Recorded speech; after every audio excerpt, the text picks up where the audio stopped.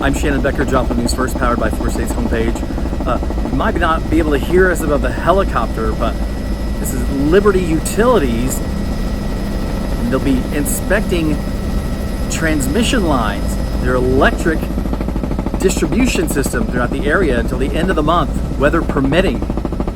So if you see a low-flying helicopter being nosy, it's not the police, it's not a manhunt. They're not looking for your secret crops, okay? No aliens. This is something they do every year.